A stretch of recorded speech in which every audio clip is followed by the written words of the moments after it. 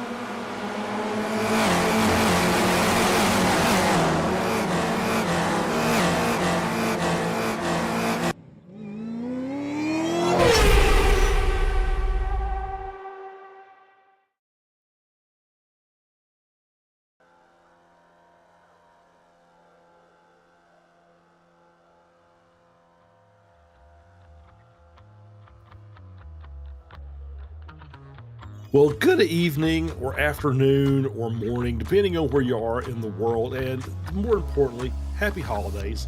My name is Charles Beauchelle. Alongside me is Josh Wilkie in the production booth, and we'll be doing some commentary.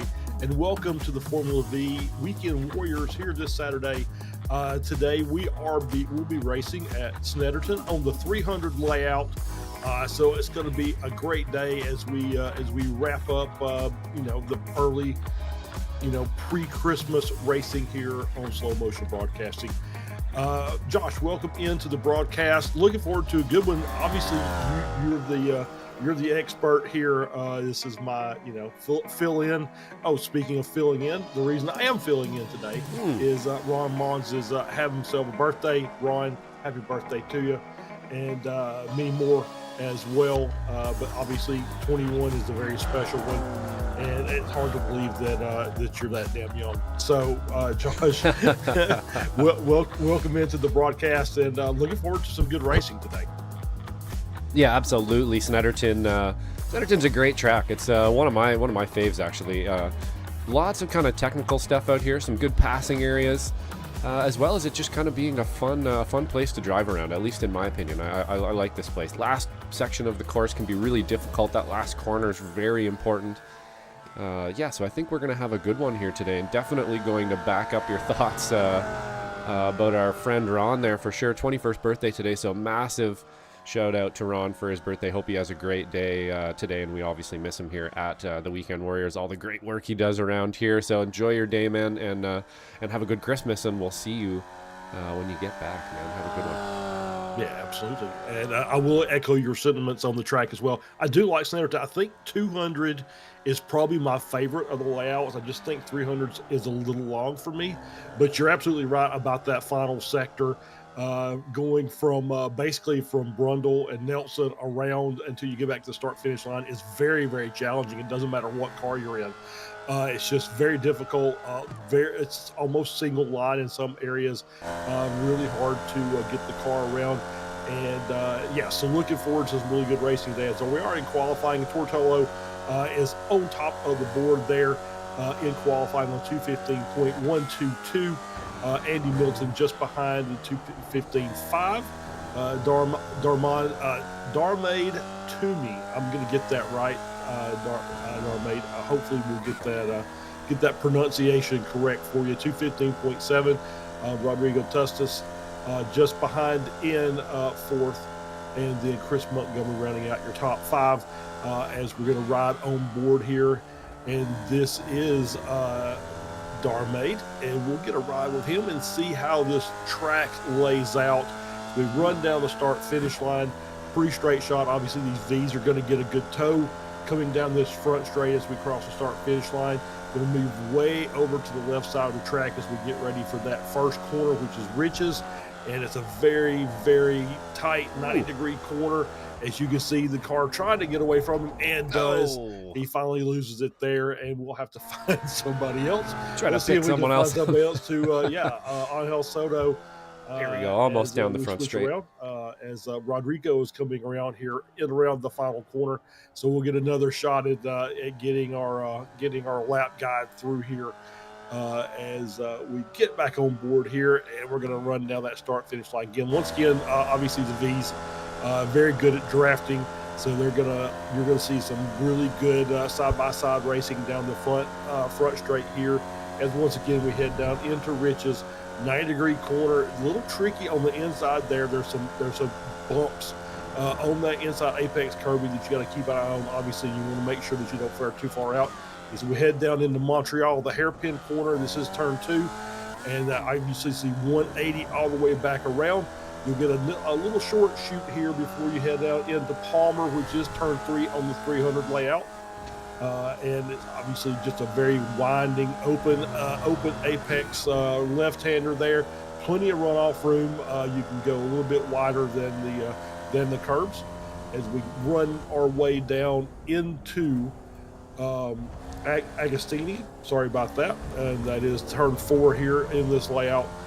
You see very, very tight left-hander there. We'll run back around to Hamilton. You see it tightens up there, so very, very difficult corner there into Ogies or Augies. I don't really know the pronunciation for that, and I'm not sure that it matters.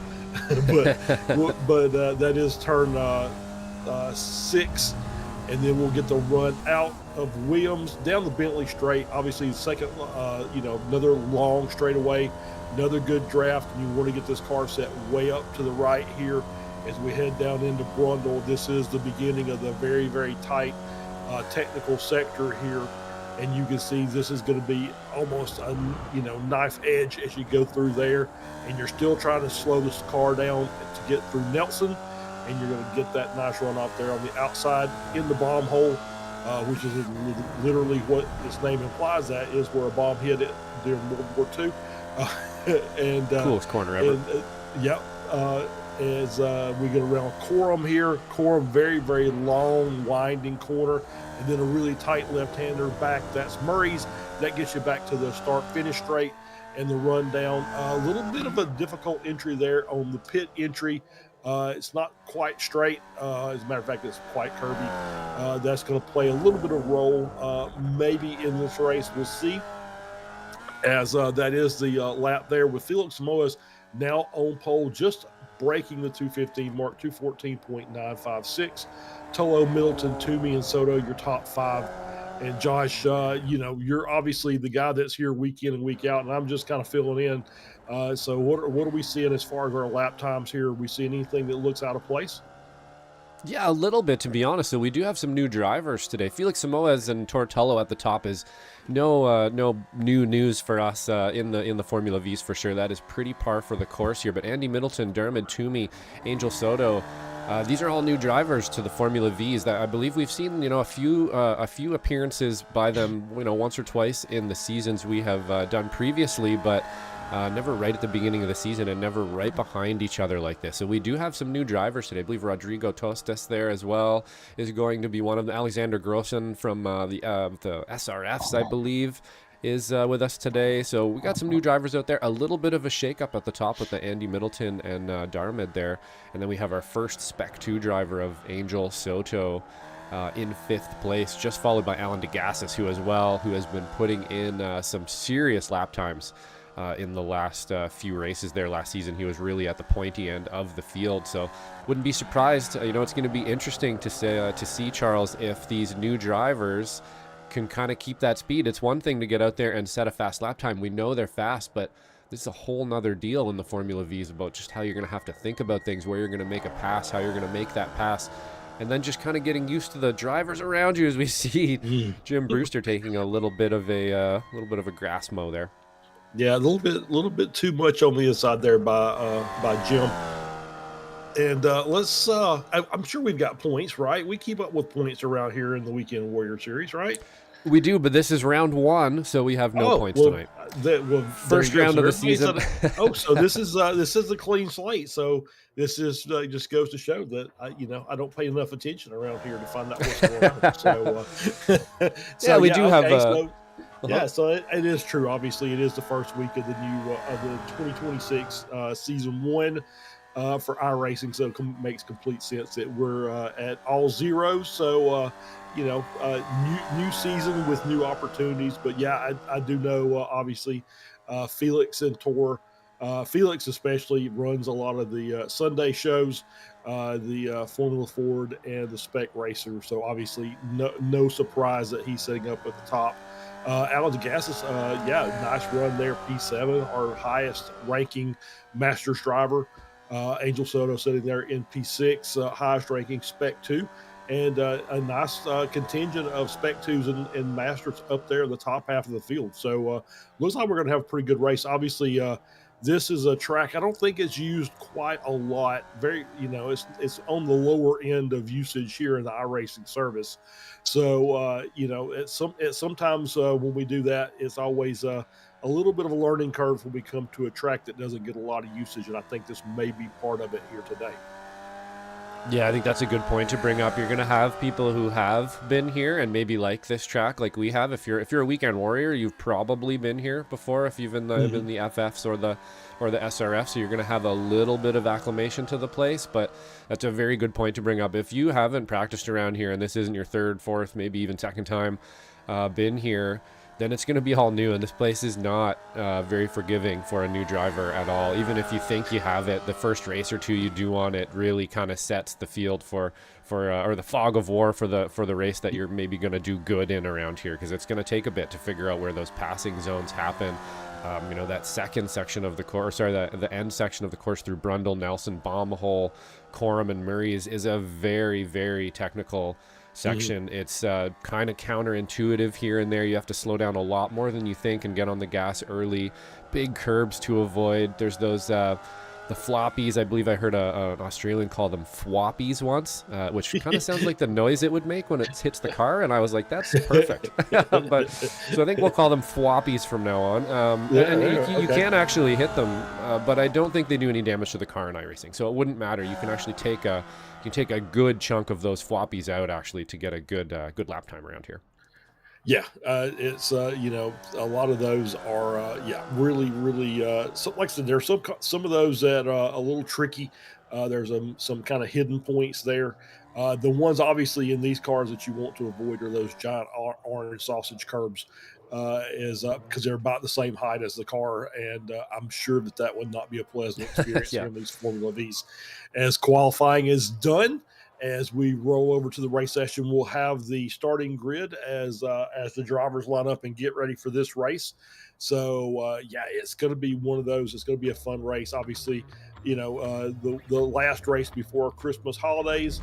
So I'm sure everybody's in the right frame of mind to just go out and have some fun, not take things overly serious, and we'll have us a good race here as we get the starting grid up. Excuse me, Felix Samoas is your pole sitter. Tortello on the outside of row 1. Nate Calicio starts in P3. Guido Marzucchi starting in P4. My buddy Guido from the Sunday shows. Andy Middleton starts 5th.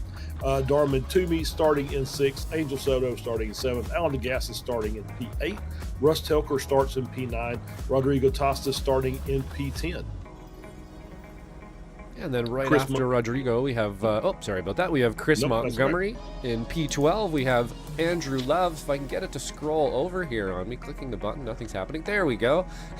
We have 13th, we have Jason Chen. In 14th, we have Scott Russell. 15th, Jim Brewster. Martin Vasseur is going to round out the 16th place.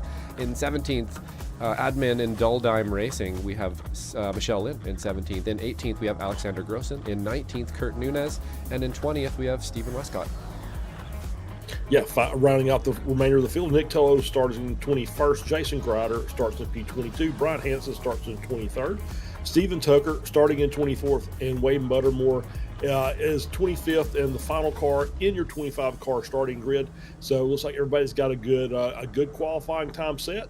And so we're ready to get this underway as we're waiting for the final couple of cars to grid up. So the pace car can take off and start us around. I believe it's just a short pace lap. It kind of looks so, yeah. way. Yeah, it looks like we're kind of on the back straight there. Yeah, so that's a good thing. That means we don't have a 4 minute we have to waffle lap. On. Yeah, yeah. So obviously the standard iRacing rules. Anytime you're in these cars, you know that you're going to have a little bit of difficulty. And just going to have to be a little patient on the start of these races as you get the tires up to temperature, you get the brakes up to temperature, and you want to make sure that we have a good start to this race. Obviously, we've got some really good drivers out here, so everybody involved knows what to do, I'm sure, and we'll have us a good start to this race, and we'll get this thing underway. Josh, any final thoughts before we get started?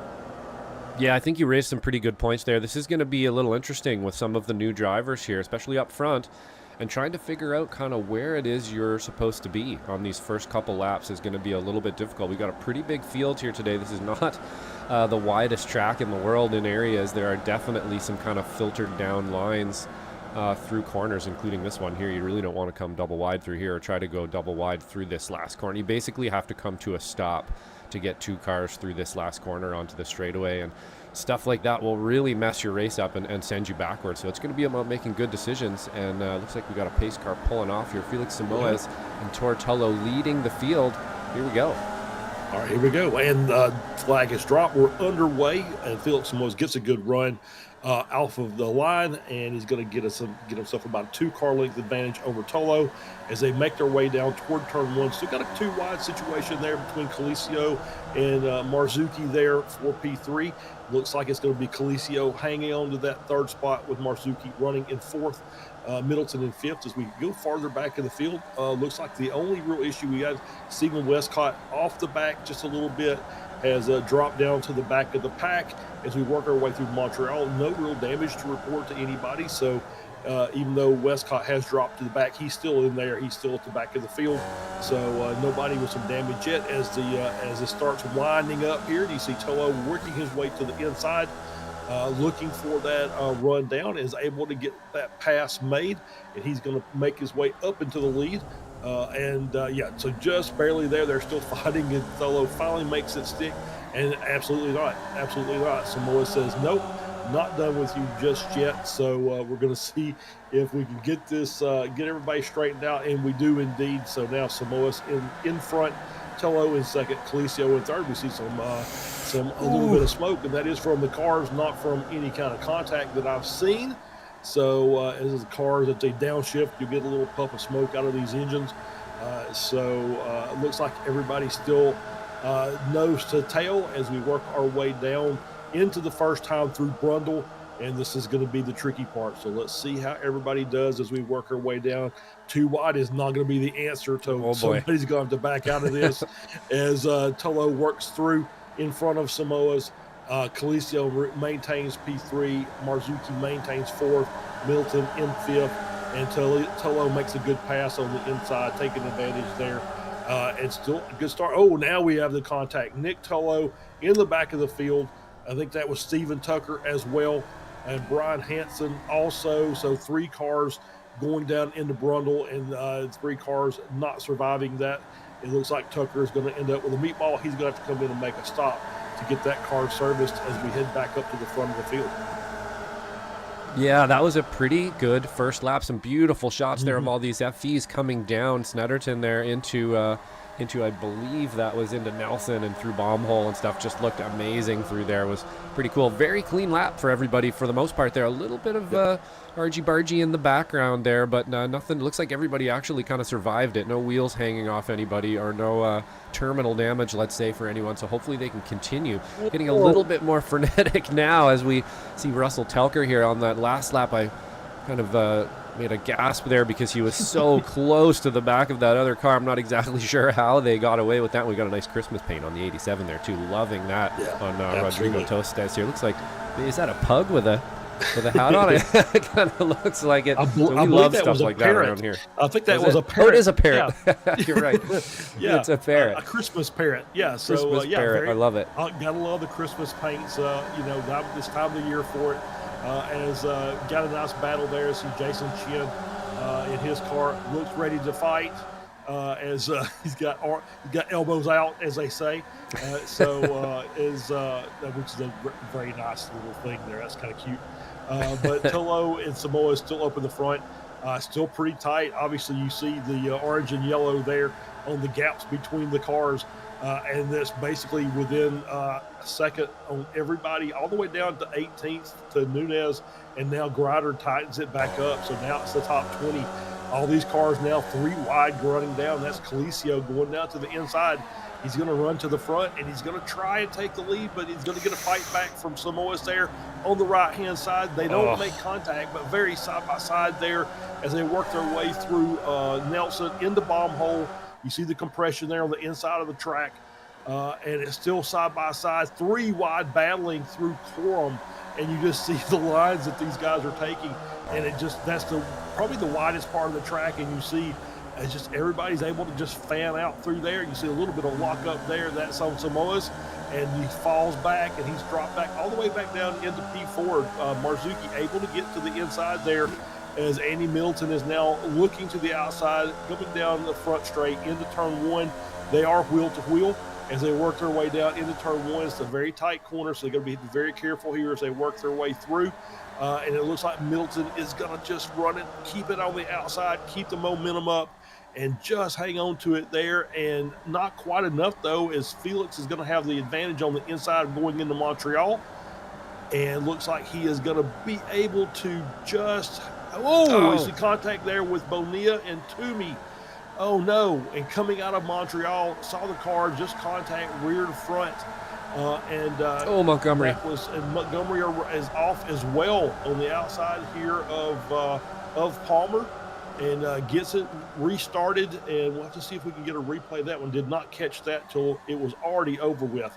But we did see the contact there between Toomey and Tostes. I believe that was actually who it was. And this is the contact on net code on the inside there, a little bit of net code. And that was Montgomery just catching a half spin. It's going to drop him down the order a little bit, but he's able to rejoin and get the car back rolling again. As now Tello back up in front. Still some really good battling up there between those top 4.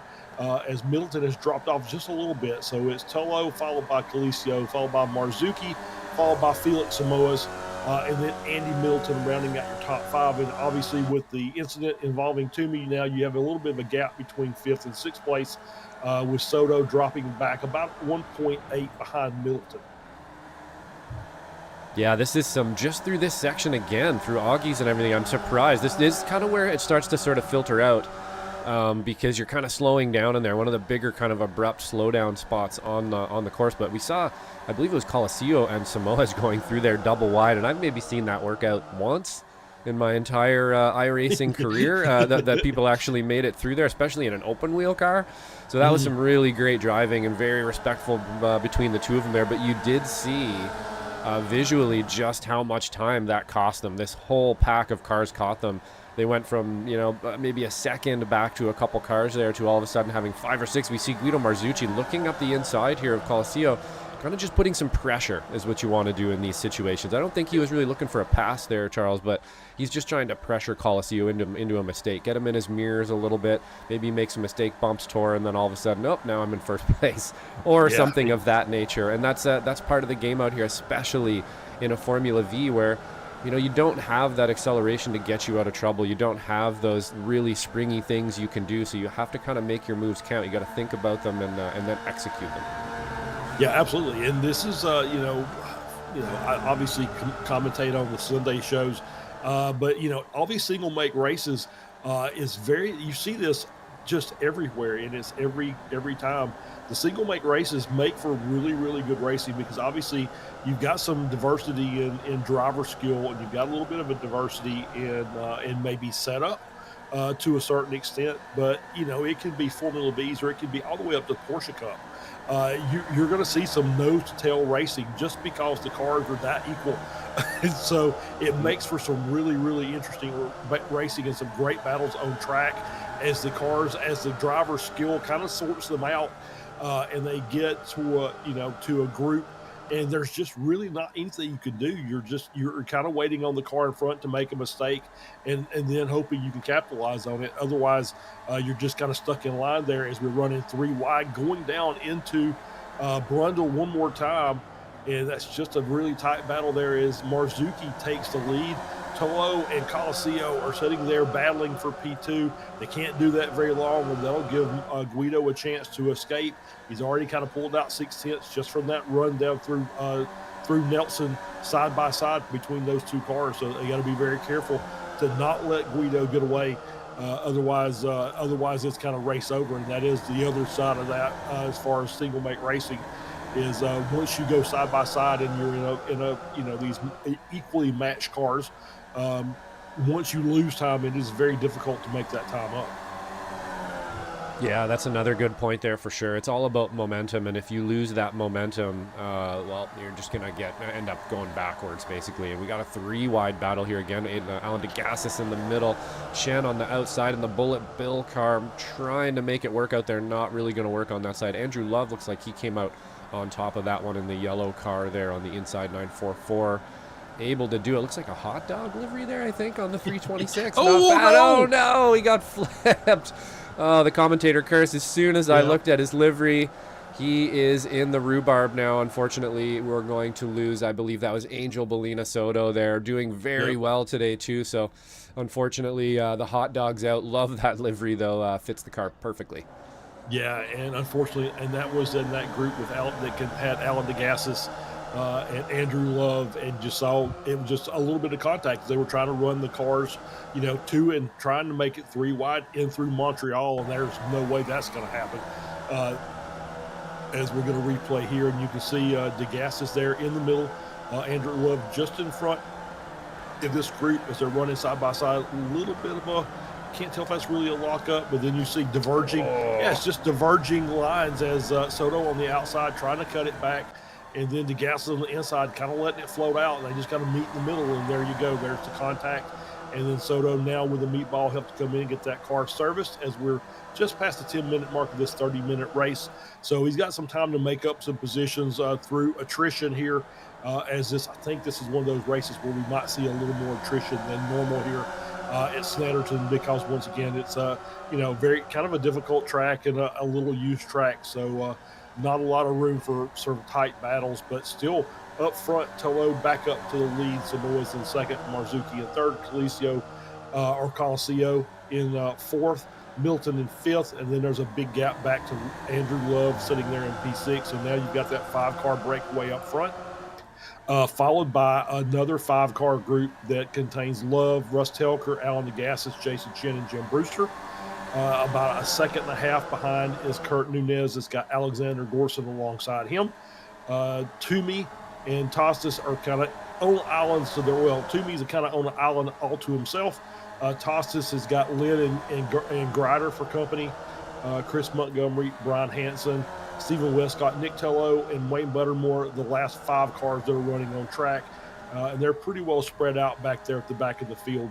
So we'll have to keep an eye on them and see if there's going to be a chance that we might have some lap traffic that we're going to have to deal with from this lead group.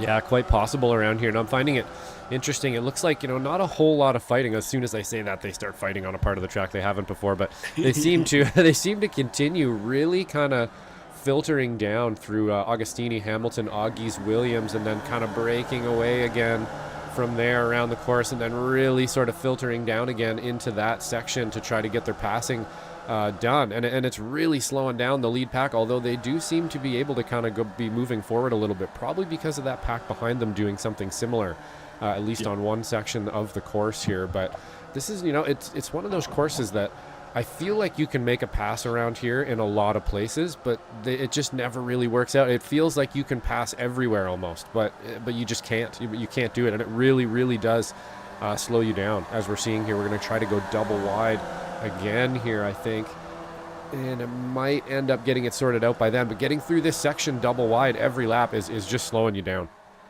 Yeah, absolutely. As you see them side by side going down the Bentley Straight into Brundle. For this lap, as we see Samoa's runs it a little bit wide, has to catch it coming back onto the track. You can just see a little bit of the difficulties there once you run a little bit wider than those curbs and you get out into that AstroTurf, kind of similar to Olton Park, turn 1 at Olton Park on the outside. It sometimes makes it a little tricky to get that car rejoined back onto the track. It's obviously another British track here. We got a nice battle here between Marzuki and Colisio running in 3rd and 4th, and Colisio's going to tuck that Chiquita back behind into P4 as Andy Middleton has now caught this group. And so 5 cars deep here as Tello gets a little bit of a gap. Obviously that'll close up pretty quickly. Now we got a 3-car battle there as we run down into turn 1. As it looks like that Jason Chen is going to move up to the front of that second group and take P6 with Andrew Love and DeGassis, Telker, and Brewster in tow as this group is doing some nice battling here. And we need to get Love lined back up there, and he'll figure that out as he's probably going to end up falling back, and he's going to get right in front of Mr. Brewster there. Jim, obviously another one of our admins. And him and Andrew Love have basically raced since I've been doing broadcasts with this group, so they know each other very well. I would say quite good friends off the track as well as on the track. So there'll be some good clean racing there between those two guys. Yeah, for sure. For the most part, we get pretty clean racing around here. We've had a little bit of temper's flare here and there and a little bit of zigzagging around and stuff. But for the most part, one of the great things about these leagues and getting part of a great league like this is that you are going to find good drivers and respectful drivers and people who want to help and they want to race. It takes... It takes good drivers to have a good race. It's one of the only sports you can't really play unless everybody's good. And if they're not, it's just not the same thing. You got to get out there and be able to respect everybody, know the track well, know your car well, to really have a good race, or it's just kind of a mess. It can still be fun, of course, at any level, but to really have a good professional race, a lap where you're beside someone for the whole lap and don't make an accident, that takes 2 good drivers. Yeah, absolutely. As we saw a good shot there of Andrew Love doing a little landscaping there down the Bentley Straight. Managed to get that car rejoined. He's going to drop back behind Brewster and be settled in 10th as we were back on board with this first 5-car group, now being led by Felix Samoas. We've got Tello in 2nd, Marzuki, Colisio, Middleton, your top 5. And we've got Tello looking just behind. We'll see how racy he wants to be today. It looks like he's going to get the good run, and he is going to try and move it to the outside a little bit, so they'll run side by side down the front straight as they work their way down into turn 1, and he's going to be able to make that pass as we see the draft kicking in and allowing Tello to get that pass made before they got into the corner. It's going to put him back up into the lead with Samoas looking to get back around as they head their way down into Montreal. So they're going to wait until he gets through the corner, and they'll head down this 300 section is what I like to call it, because this is the after you get out of Montreal, you could make that left-hand turn and head down on Bentley Straight, or you could come to this little right-hander and head down into the 300 section, which is Palmer, Agostini, Hamilton, Augies, and then back on to Williams to get return to the Bentley Straight. So this is kind of the new section the section that's implemented in the 300 layout as opposed to the 200 layout. So Tolo managing to hang on to first place.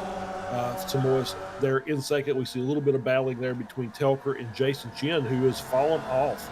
So something has happened to Jason Chin. He was in sixth place and has now dropped all the way down and is continuing to fall down to 16th. So I'm not really sure what happened there, but maybe we can find a replay. I think we're going to get one right here as they're heading down into Agostini, this little section, and he's right behind Alan Degassis and just loops the car around just too hard on the brakes, had to check up for whatever reason. So now you see the reason he's falling down in the order as we're going to do the replay here on board.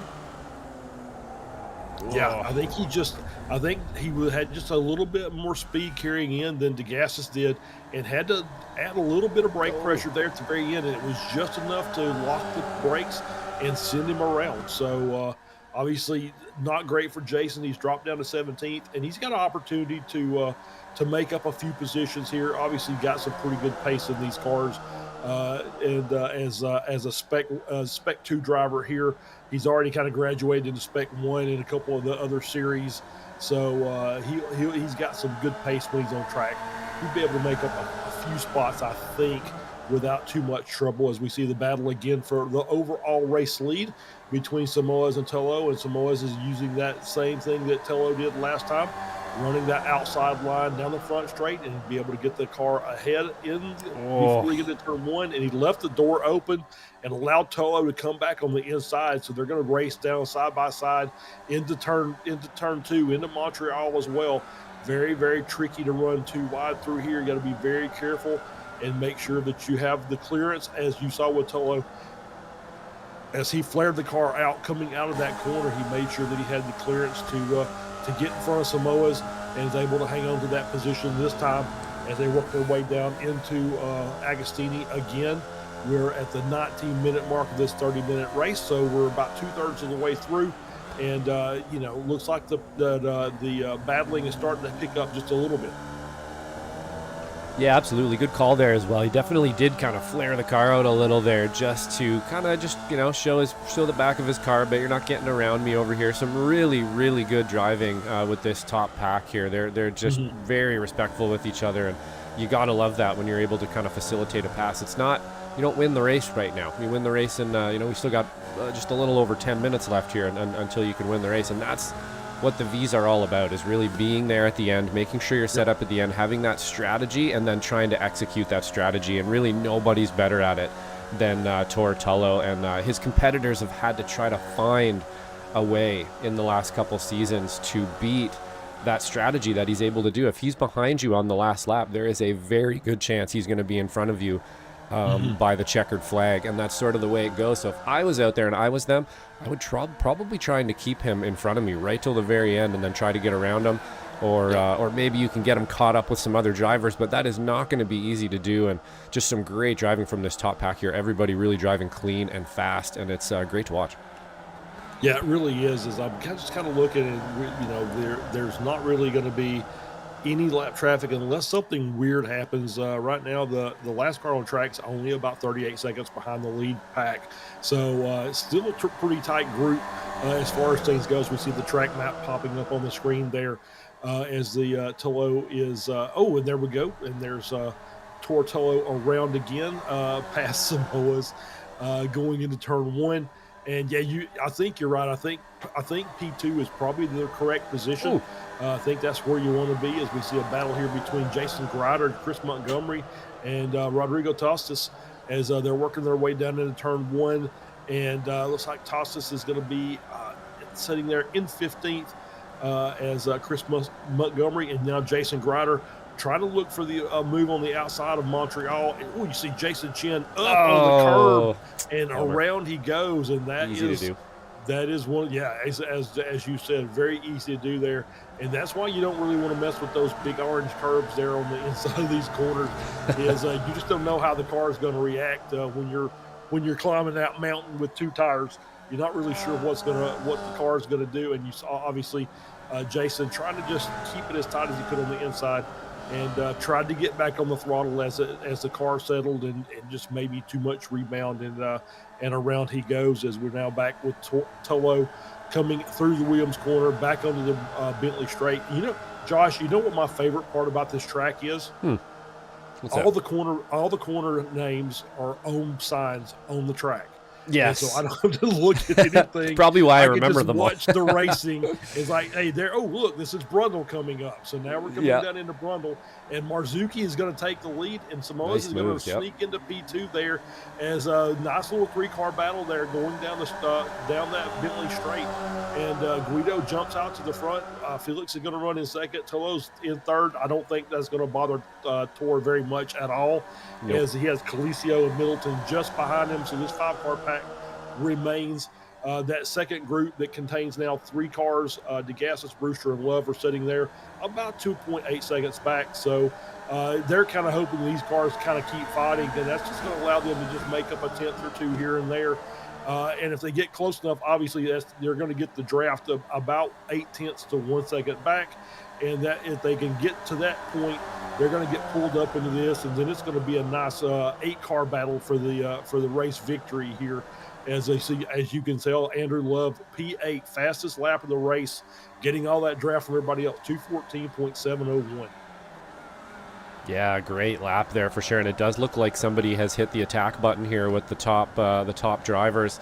We're getting a little bit more spicy out there now. Guido made some pretty nice moves there, that 3-wide maneuver, and was able to kind of capitalize on it and take the lead. So that is a pretty spicy move, and if I was his competitor, I'd be taking note of that right about now as we see Tortello cutting some shapes there, coming to the inside. A little bit surprised sometimes at how aggressive it can get. We still have a little bit of time left, but it looks like the 22-minute mark-ish is when they have decided to jump here, and you can see that pack in the back. We'll keep an eye on them because, like you said, Charles, if this battling continues this way, this 2-wide and janking all over the track, that pack's going to become a problem really soon here, and that's not necessarily what you want. Maybe if you're leading up here in the front, you want somebody to catch the HP car or Coliseo or maybe the back cars, but you really don't want to have to deal with them up front here at all. So we'll see how it kind of plays out here, but some really good driving again from the top pack, and I would expect at this point you're kind of sitting here just trying to strategize exactly how it is you're going to play this, where you need to be to make that move on the last lap. It's going to be difficult around here. There isn't a giant drag to the line, maybe just enough to get it done if you get a good pull out of there, but you could probably win if you were leading out of that last corner too. Yeah, absolutely. It is very possible.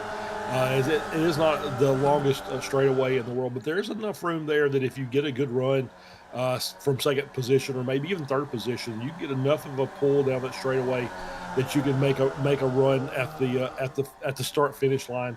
But yeah, I'm just kind of watching that group as you were sitting there talking, and it slid all the way down to under 2 seconds. You see it there. DeGassis in P6 now under 2 seconds back between from P5 to P6, and so this second group is doing exactly what they need to be doing, which is staying nose to tail, not really doing any fighting.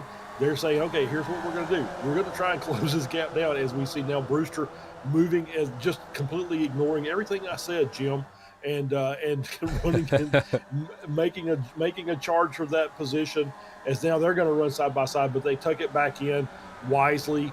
That's going to actually cost them a little bit of time there as they're running side by side coming through turn 1. So guys, stay close, stay in line, and let those guys up front do their battling, and you'll find yourself up there with them here in short order. As Tolo is now back in the lead, followed by Samoas, followed by Marzuki, followed by Colisio and Middleton. So we've got about 4 minutes and change left to go in the race, so probably 2 to go when we get back to the start finish line. So we've got about 2.5 laps left here of racing, as Tolo is still in the lead there as we head down into Ogie's and around this tight left or right-hander, excuse me. I'm kind of dyslexic today for whatever reason. And then through Williams owns the Bentley straight. Yeah. I'm not normally, but apparently I can't figure out left and rights today. So you see this 5-car group now, it's kind of staying in line. So it looks like they're getting that run, and looks they're fanning out again, going down in. Brewster looking to the inside as well. He wants to try and get in front of DeGassis and maybe do a little bit of a leapfrog there and get back in line so those guys could follow him for a bit. As they've dropped down now to 3 seconds. Is that gap between that first group and second group. Samoa is now back in the lead of the first group, and overall, Tolo in second. Colisio now moved up to third. Marzuki down to fourth, and then Middleton in fifth. Kind of feel like Andy Middleton's playing a little bit of possum here, just kind of hanging at the back of this group. Hasn't really made any moves. He's just done enough to stay at the end of the pack, and I wonder if he's just kind of laying in wait here for maybe something going on here at the last lap. You see Toomey catching that inside curb as he comes through the final corner, and that's going to give Gorson a chance to make a run on the outside as they head down the front straight. 2 laps to go. Colisio now with the fastest lap of the race, 2:14.5. Those lap times keep coming down, a couple tenths per lap as Tolo and now Colisio fighting going down into turn 2. That is Montreal, and then out again. And that's going to still side by side between those 2 cars. And now we get Tolo into P2 and settle back in line as that gap with these cars now battling amongst themselves has opened up to 3.2 with just seemingly that these guys are just getting those runs and just can't really get anything going beyond that as they get the run and just can't do anything with it, and they'll fall back in line. But I think it's a little more detrimental to them than it is to the cars in front. Yeah, I think you're right for sure. A little bit of fighting going on behind there between Jim Brewster and Alan DeGassis. Doesn't look like they're too concerned about catching this lead pack anymore, and they're just going for that position now. Jim Brewster leading actually in Masters, so there is a pretty good 3-car battle for the Masters victory there, and they've been fighting it out pretty hard. You know, Alan DeGassis, Jim Brewster, those are 2 guys who are going to race you, man. They're going to race you into every corner. They're going to try to intimidate you, and that's great. Whereas Andrew Love, a little bit more timid. He might just sit back there and wait a little bit. So we're going 3 wide here again, and then we're going to sort that out into where are we headed there?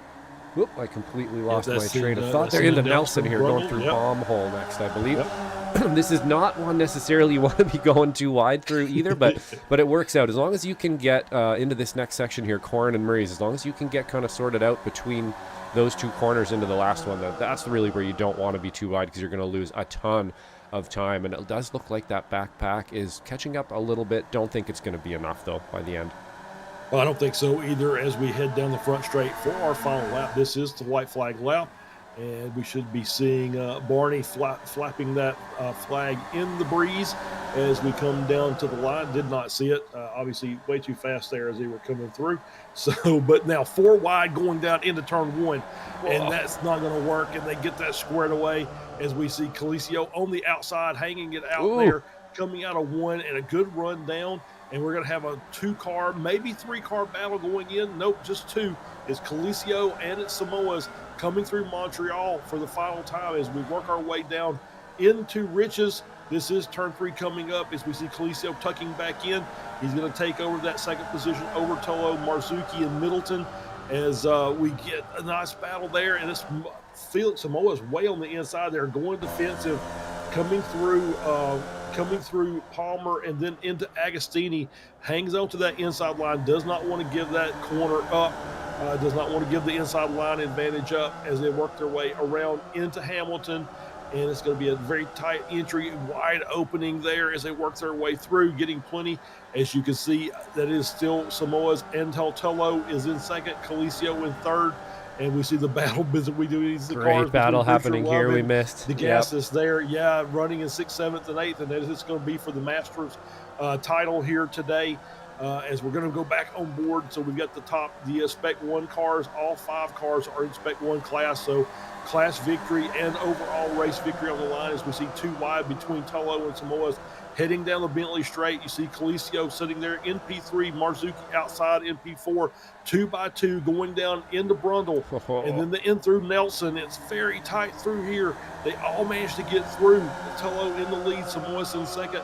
Marzuki now up to P3 over Colisio, has that inside run through Bomb Hole. He's going to get that position, and Colisio's going to sit back and wait as we're still on board. Now we're looking at Middleton working to the inside there. Quorum is going to try and go side by side with Colisio and makes the move and makes that pass stick as they come their way through. Samoa inside corner, and he hits the curb.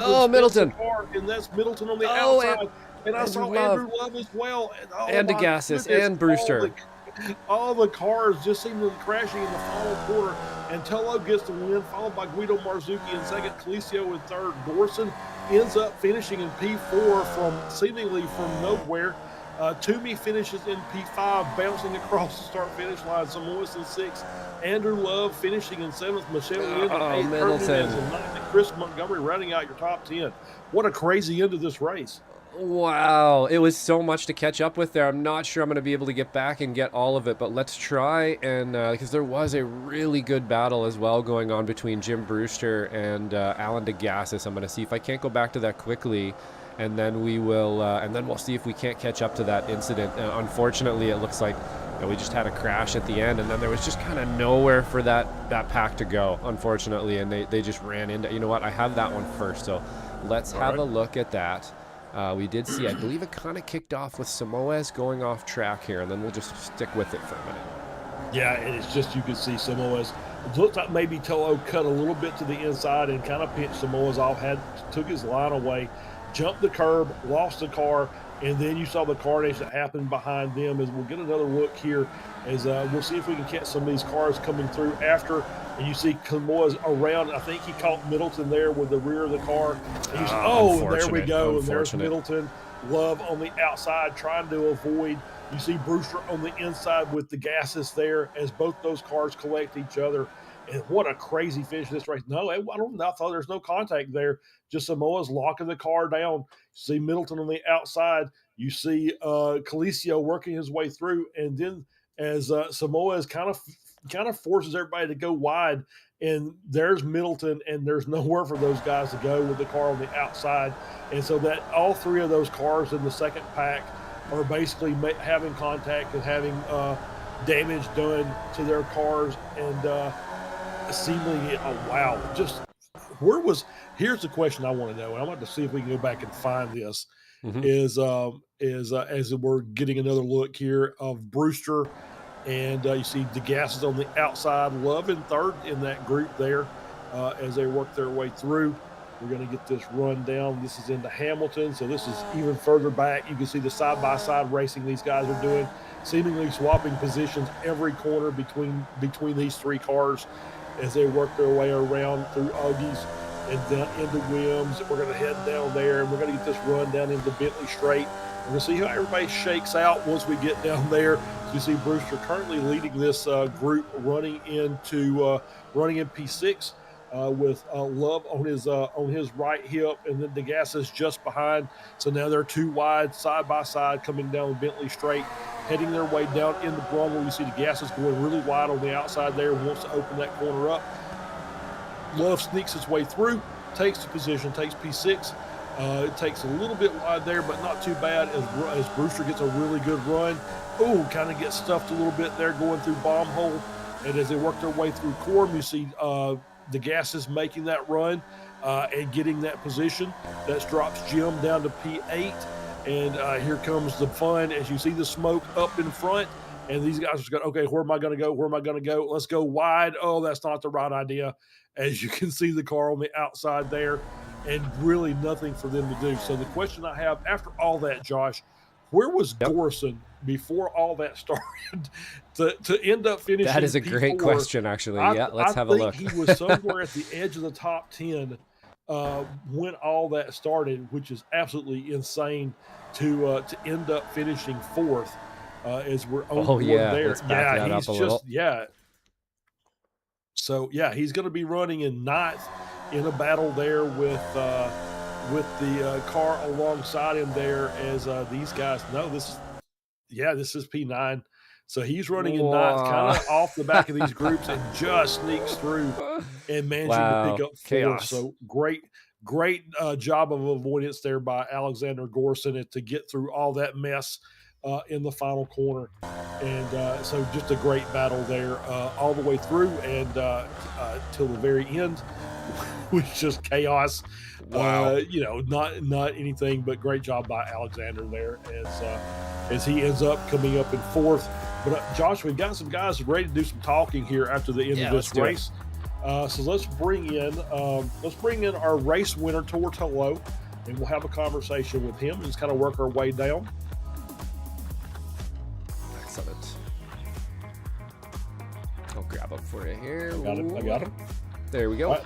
Tor, congratulations on a race victory. Really good battle. Nice 5-car group up there in the lead, just swapping positions, but then just craziness there at the very end of the race. Yeah, thank you so much. Snetterton's never been a fun track for me in either real life or in Sims, so I'm just really happy to win and even be on the podium. So yeah, I mean, it was just a chaotic tussle, but I'm really glad to come on top of it.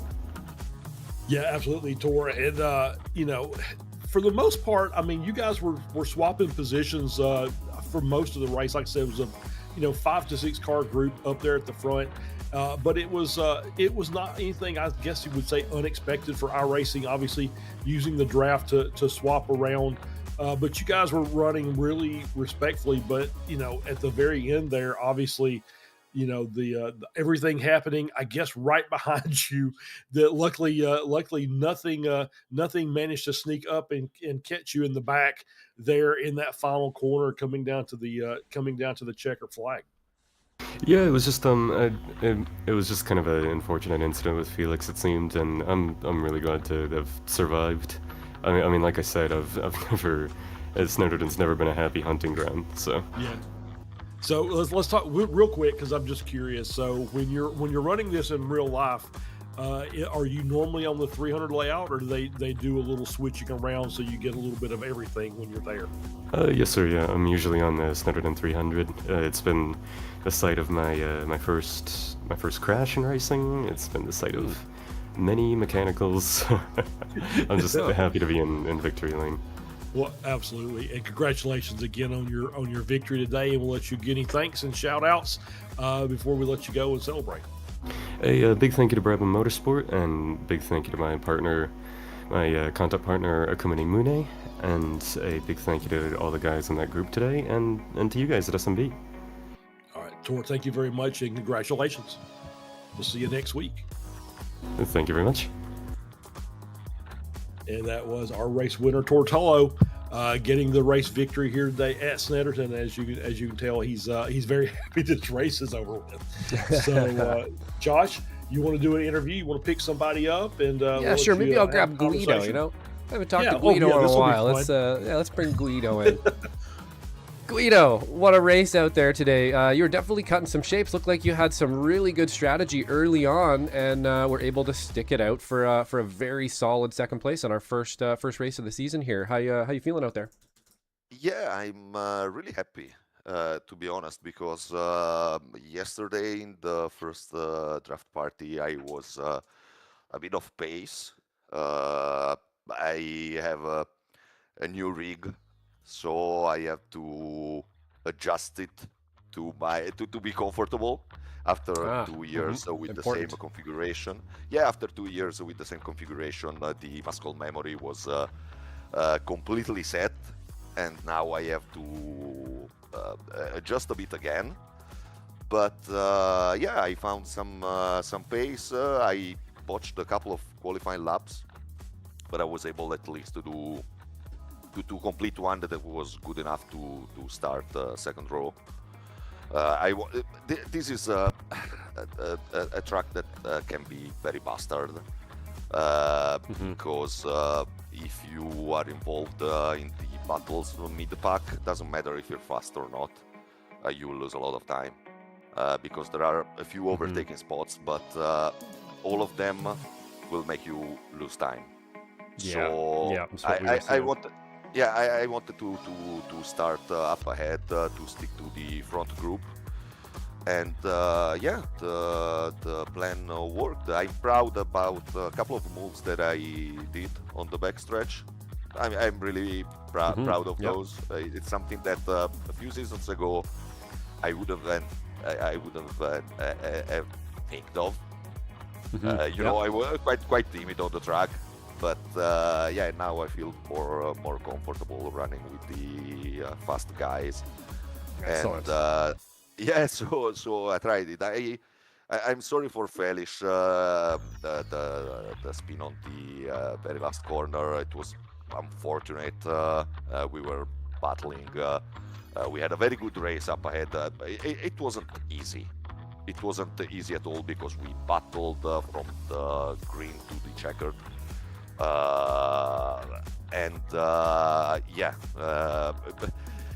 I'm sweating. Right on. I'm sweating. It was really tiring because we were so close that we had to stay focused a lot of time, all the time, and we all had different ways to go around certain corners.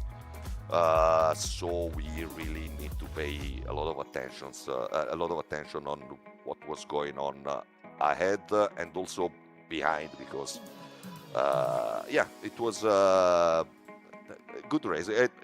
For sure, a better start of the season than last season. So where I ended up at Phillip Island, I think 20 something, because I got a black flag on the last lap. Oof. So this was way better. I'm happy. The only thing that I can complain is that I got a 2x for the minor contact with Felix when he spun. Until that point I was a 0x, so my bonus point were that moment. But I'm okay. I will take second place, and as long as I'm able to stick with the aliens, to be the first of the terrestrials, as I say, I'm okay with that. Yeah, with Thor and Felix. I have no aspirations for the championships, because both Thor and Felix are faster than me. They are better than me. I'm learning a lot from them. Running with them, I'm really learning a lot. Felix usually is in the European draft party, so he's always will to give advices, to share setups, so I really thank him because he's making me better. And also Thor is always a pleasure to race with him. But I want to mention also Nate and Andy. Andy is a newcomer, but he's really fast. So I expect to see him up ahead in the next races. Yeah, I think so, and you brought a lot of good points up there for sure. This place not easy to pass at, kind of hard to find a place to pass. Some new drivers out there as well, really doing well today, and I think you're going to like the replay back. Some really beautiful pictures there on the first couple laps of just very clean driving from everybody, and some really good driving from you as well, Guido. It's I'm happy to hear that you're getting some confidence in here, and we can see it. We mentioned it today on track there. Guido is a little bit more pointy than he usually is, so we're really happy to hear that. We're going to, I believe, Donington Park GP on our next course. Yeah. Not super dissimilar to here, but maybe not quite as technical. Very flowy and fast. How do you like that one? I never run the GP layout. We will race in the GP layout, the one Correct, with yep. the winner at the end. Can I say wiener on the street? Okay, I have a wiener dog, so yeah, I got a doxy at home here. Okay. Have you seen the track map of Snetterton? Yeah, there you go. Let's talk about it. Fair. Very fair point. We're on one right now. I don't want the channel to be demonetized. So no, I think wiener's okay. I never run that layout with the V's. I'm looking forward to it. I'm not a fan of Donington. It's a track where it's not easy to overtake. Despite being a draft track, it's really not easy to overtake. The national layout with the killer last chicane before the start-finish straight won't be in the game this time. So probably the two hairpins of the GP layout will be good spots to make a move. But otherwise, the run, and especially, I mean, in these cars, it's not easy.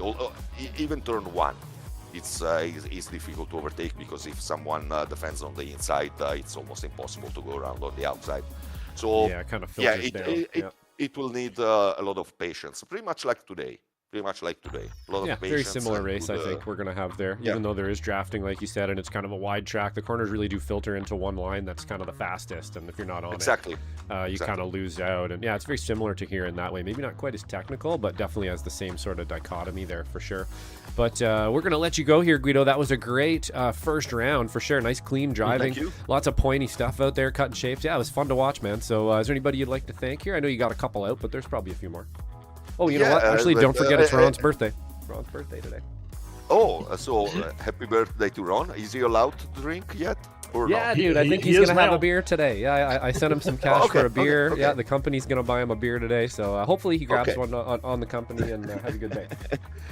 That's good to hear. And the thanks to the usuals. So Stevie, Michelle, and Jim for taking care of the league, of this series in particular. This is a great community. It's almost like family, and I really enjoy racing here and be part of it. I really enjoy be part of it. And the second shout out to Team Ginetto, the IRL karting team that I follow. I don't race with them, as I said, but I follow them. They're friends. And we did the Spa 24 hours, and we ended up second in our split. Oh, nice. So, good job. Yeah. So shout out to Team Ginetto. Excellent. Right on. Good job on the second at Spa. That's not an easy one in those endurance races, man. Spa can be a bit of a chaotic place to race around for that long. But great racing today, Guido, and we'll catch you in the next round. And thanks for all your work here at SMB and everything too. Have an awesome Christmas. If I don't talk to you, I'm taking off today. So take care, man. Thank you. See ya. Bye-bye. Bye-bye. See, that was Guido Marzucchi, P2 today in today's race, as well as one of our fabulous producers here for Slow Motion Broadcasting. And I kind of hate that he got to do an interview and Ron wasn't here for it. That would have been so much fun to hear. Yeah.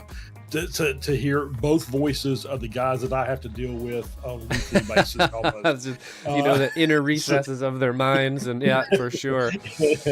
So we got one more interview. So let's bring in Andrew Love, who is our Masters class winner today. Let's bring him down. Andrew, congratulations on the Masters class victory. And we were really kind of keeping an eye on you and Alan and Jim there in the latter stages of the race. You guys were putting on quite a good show in that second group. Well, thank you very much. It was a good show all the way up to the last corner of the last lap. Then it became a demolition derby. Yeah, I think that was pretty much the same for not just for you, but for the lead group as well. But it was a really good battle. And once again, this is not the easiest track in the world to try and navigate around. There's some pretty tight and twisty corners here that you really have to really keep a sharp focus on. It's very difficult. Jim and I were talking last night. There are so many different places you can pass somebody at this track. I think there's more places per lap that you can pass on this track, this configuration of this track, than most any other track out there. I mean, at the end of every straightaway, basically you can be on the inside or outside of somebody and just kind of mess up their corner. Yeah, absolutely. And we saw a little bit of that happening today during the course of the race, as there were a few incidents, not quite as many as I was expecting, actually, because we don't really race here a lot. I was kind of expecting more attrition than we actually had. So I think it was overall, I think it was a really good race. I do too. Like Jim, Alan, and myself were racing pretty good together, and I think for a little while we were catching up to the lead group. I think we were about 2.5 seconds back at one point, but then the three of us kind of got disorganized, and we started to go 3 wide here, 2 wide there, and then we just lost the lead pack. But I think for a while we had a whiff of the lead pack. It's like, yeah, absolutely. That's exactly right. Yeah, I think you guys actually were under under 2 seconds there, and then somebody got greedy. I'm not gonna name Jim and blame him for it, but okay, that seemed to be who it was. Yeah. But no, otherwise, I mean, you know, when you're getting these draft heavy cars, sometimes it's just easier to just kind of let the car flow out, and if you make a move. But it seemed like you guys were getting good drafts, but not quite good enough to where you could just get a car cleared before you got into the next corner. Yeah, I don't know if you caught me. Both Jim and Alan were nose to tail going down the middle of the track, down the long straight underneath the bridge, and I thought maybe I could get a draft to go around the outside, but I just said, no, I'm not going to make it. So I got about to Alan's door, and then I just kind of backed off and I tucked back in because I didn't want to mess anything up. So yeah, we had to work together. Yep.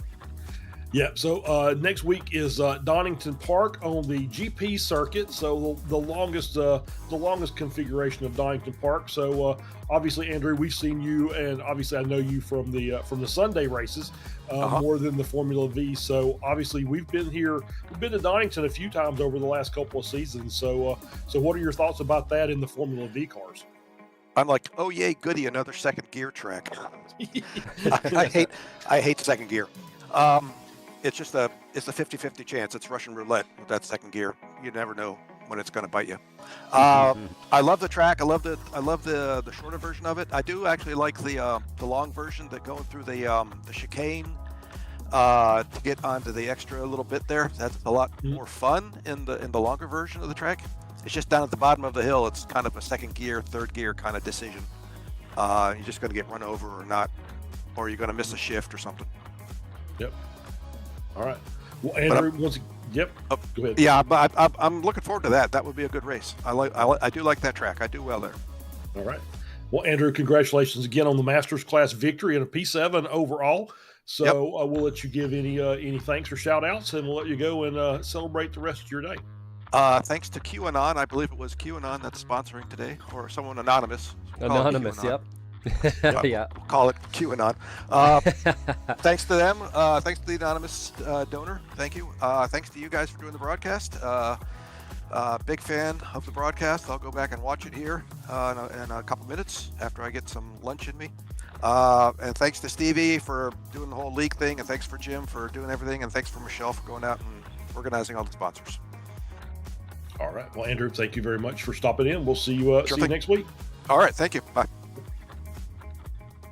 That was Andrew Love, your Masters class winner today, and P7 overall. So, Josh, like I said, once again, this was about 29 and a half minutes of a great race, and it just seemed like the last 30 seconds turned into a bit of chaos. But overall, really well done by these drivers.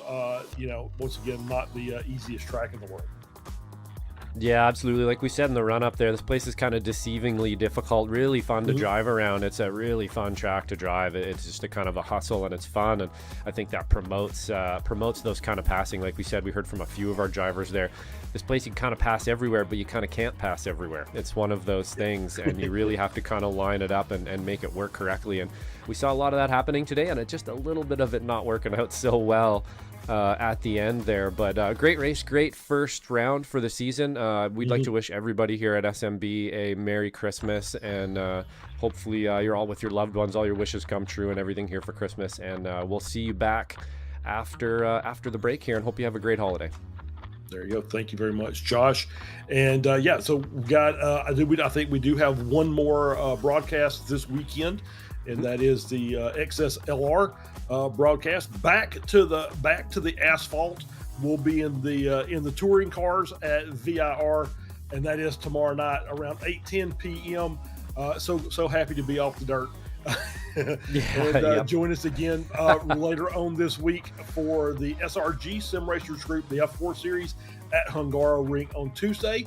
And then following that, the F3 group on Wednesday at Nord's, the GP circuit.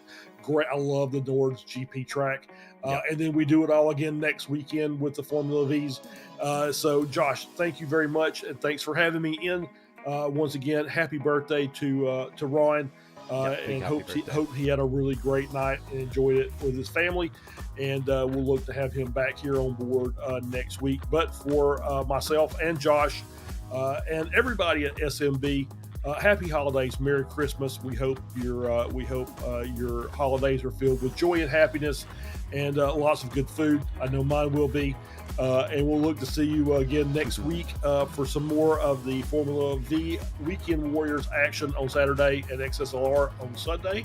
And once again, thank you very much. Happy holidays, and we'll see you next week.